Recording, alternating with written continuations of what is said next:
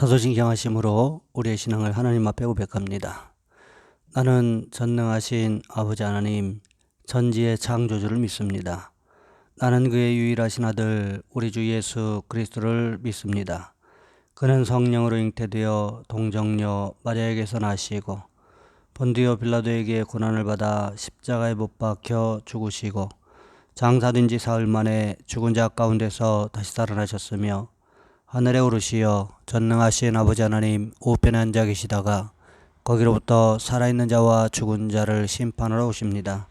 나는 성령을 믿으며 거룩한 공교회와 성도의 교제와 죄를 용서받는 것과 몸의 부활과 영생을 믿습니다. 아멘. 찬송가 210장입니다. 시온성과 같은 교회 그의 영광 한없다. 허락하신 말씀대로 주가 친히 세웠다.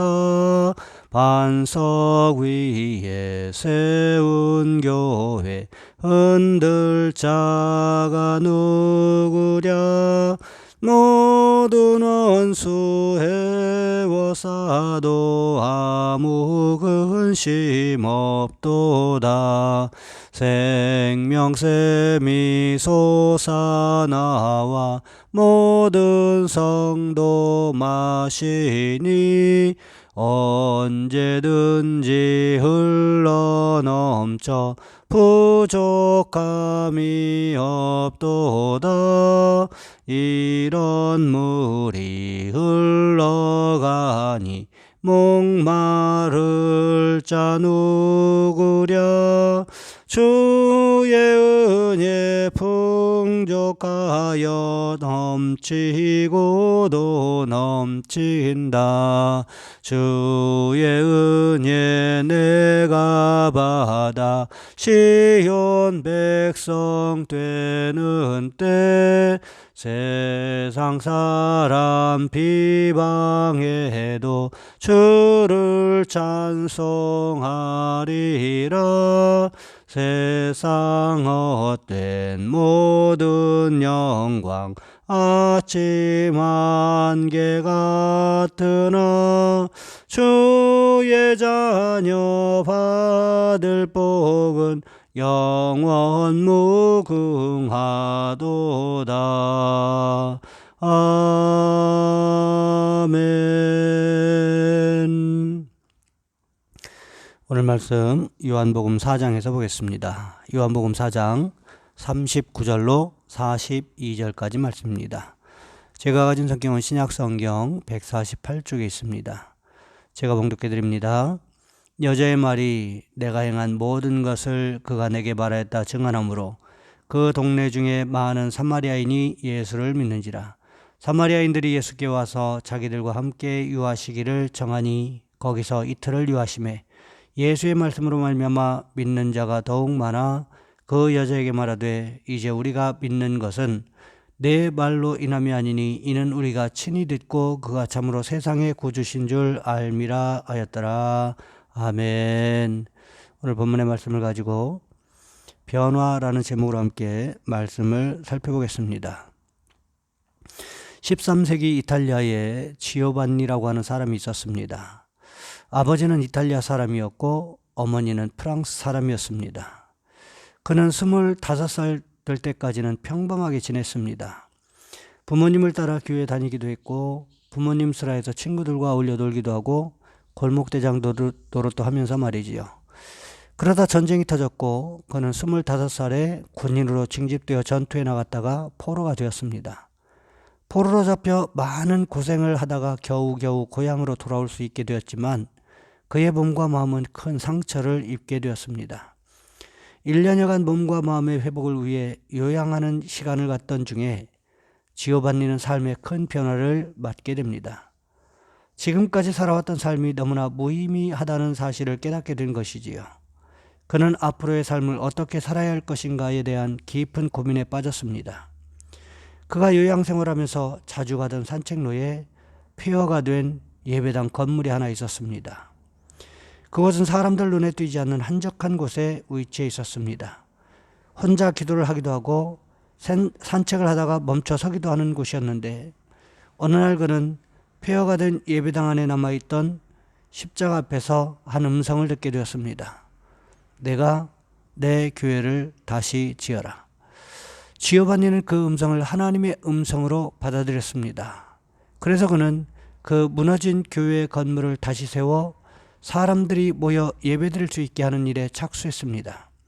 그는 그것이 하나님이 원하시는 일이라고 생각을 했습니다. 그러나 그 과정에서 그는 교회를 다시 지으라는 것이 단순히 교회 건물을 다시 짓는 것이 아님을 깨달았습니다. 영적으로 교회를 짓는다는 것은 또 다른 의미라는 것을 깨달은 것입니다. 그때부터 그는 가난한 사람들을 돕기 시작했고 하나님이 기뻐하시는 일을 하면서 하나님의 교회를 세우는 일에 관심을 갖기 시작했습니다. 몇 해를 그렇게 보내는 동안 지오반니는 아버지의 역정을 사게 되었습니다.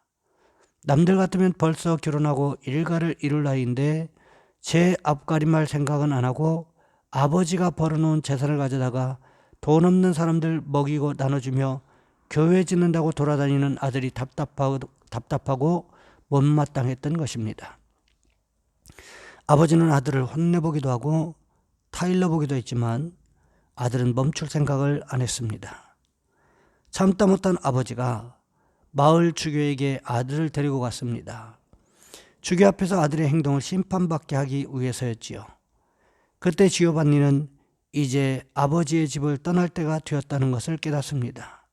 그리고 아버지와 주교 앞에서 이렇게 말했습니다. 이제 하늘의 아버지만이 내 참 아버지라고 고백할 수 있게 되었습니다. 저는 아버지의 재산을 물려받을 권리를 포기하겠습니다. 그리고 아버지에게서 받은 모든 것을 내려놓고 주님의 부르심을 따라 주님 주시는 것을 가지고 주님을 위해 헌신하겠습니다.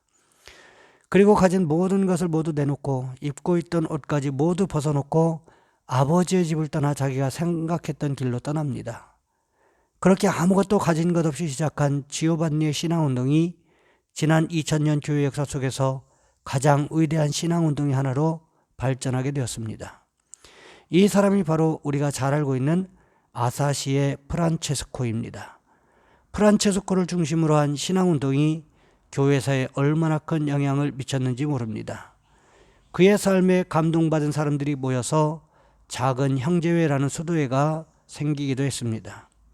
여러분, 그렇습니다. 한 사람의 변화를 통해서 하나님께서 일하시는 경우들이 얼마나 많은지 모릅니다. 오늘 본문에서도 사마리아 수가성에 사는 이름이 알려지지 않은 한 여인의 변화를 통해서 우리 주님은 일하셨던 것을 보게 됩니다.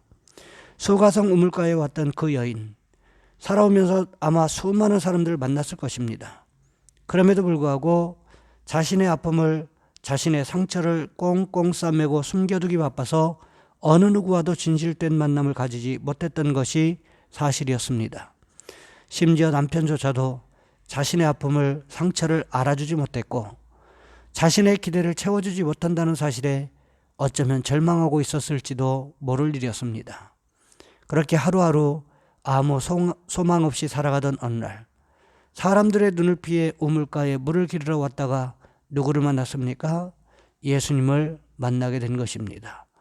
평소에 자신이 다른 사람들에게 대꾸했던 방식으로, 다른 사람들을 자신에게서 쫓아버리기 위한 방식으로 예수님을 대했지만 예수님은 오히려 여인의 아픔의 문제를 만지시면서 다가오셨습니다. 아무도 알지 못하는 아픔의 문제, 어느 누구도 자신을 진실되게 인정해 주지 않는 그 문제, 자신의 내면의 아픔에 대해서는 관심도 없고 그저 외적으로 풍기는 것을 가지고 판단하려고 했던 그 문제를 주님은 조심스럽게 만지시기 시작하셨다는 거지요. 그러면서 얼었던 그녀의 마음이 서서히 녹아내리기 시작했습니다. 그 이후에 이 사마리아 수가성에서 주님을 만난 여인이 어떻게 변합니까? 요한복음 4장 28절과 29절 말씀해 보시면 이렇게 기록하고 있습니다. 여자가 물동이를 버려두고 동네로 들어가서 사람들에게 이르되 내가 행한 모든 일을 내게 말한 사람을 와서 보라. 그는 이는 그리스도가 아니냐 하니. 이 여인이 처음에 우물가에 올 때는 어떠했습니까? 그녀는 사람들의 눈을 피해서 왔습니다. 그러다가 예상치 못하게 유대인 남자인 예수님을 만나자 예수님을 자신에게서 쫓아버릴 목적으로 쏘아대듯이 말했습니다. 하지만 예수님께서는 이 여인을 떠나지 않으셨다는 거지요. 그리고는 이 여인의 진짜 문제, 즉 결혼의 문제, 남편의 문제를 해결해 주셨다는 거지요. 그러자 사마리아 수가성 여인이 이렇게 변했다는 것입니다. 가만히 한번 생각해 보세요. 이미 예수님을 만나기 전에 수많은 사람들과의 만남이 있었습니다. 하지만 이 여인이 날카롭게 세웠던 고슴도치의 가시와도 같이 가시돋친 말들에 사람들은 상처받고 떠나버렸다는 것입니다. 그럼에도 불구하고 예수님은 이 여인을 떠나지 않으셨고 그 여인의 아픔을 이해하시고 보듬어 안아주셨다라는 거지요. 우리도 마찬가지 아닙니까? 어느 누구도 이해하지 못하고 이해할 수 없는, 아니 나 자신조차도 이해할 수 없는 문제를 가지고 있는 것이 우리들 아닙니까? 사람들은 이것을 트라우마라고 그것을 가지고 있는 것이 마치 정상인 것처럼 이야기를 합니다. 하지만 이 트라우마라고 하는 것이 결코 정상적인 것은 아니라는 것입니다. 이것은 예수님을 만나면서부터 깨져야 하는 것이지 해결돼야 하는 것이지 신앙생활하면서 끝까지 이건 내 트라우마야, 내가 평생 안고 가야 할 문제야, 이것은 운명적인 문제야, 이렇게 반응해서는 안 된다라는 거지요. 신앙생활도 마찬가지입니다. 아무리 좋은 말씀을 가르쳐도 신앙생활을 20년, 30년 해오신 많은 분들이 이렇게 이야기합니다. 신앙생활은 그렇게 하는 게 아니야. 나처럼 지혜롭게 해야지. 그러면서 자연스럽게 자신만의 방식을 고집하시는데 문제는 그것이 성경적인 방식이 아니라는 거지요. 자신만의 고유한 방식일지는 몰라도 성경적인 방식이 아니더라는 것입니다. 하나님의 말씀대로 사는 것이 아니라 자신의 생각대로 살아가는 방식이더라는 거지요. 바로 여기에 문제가 있다는 것입니다. 오늘 본문에도 보시기 바랍니다. 수가성 우물가의 여인이 자신이 가지고 왔던 물동이를 버리고 자신에게 상처만 주었던, 자신을 왕따시켰던 사람들을 향해서 달려갈 수 있었던 이유가 어디에 있었습니까? 그들에게 다가가서 예수가 그리스도라고 내가 성경에서 말씀하고 있는 그 메시아를 만났다고 복음을 전할 수 있었던 이유가 어디에 있었습니까? 이 여인의 마음 한복판에 예수님의 말씀을 심었기 때문에 가능한 일이었다는 것입니다. 여러분, 그러니 우리도 어떻게 해야 될까요? 하나님의 말씀을 우리 마음 한복판에 심으심으로 인해서 이 수가성 여인과 같은 근본적인 변화를 경험하시는 축복이 있으시기를 주님의 이름으로 부탁을 드립니다. 이 시간 우리 한 목소리 함께 기도합니다. 우리도 이 수가성 여인과 같이 우리 마음 한복판에 예수 그리스도의 말씀을 심음으로 변화를 경험할 수 있게 해달라고, 또 나라와 민족을 위해서 우리 이 시간 주여 한번 간절히 부르신 후에 한 목소리 함께 기도합니다. 주여, 사랑의 하나님, 우리를 도와주시기를 원합니다.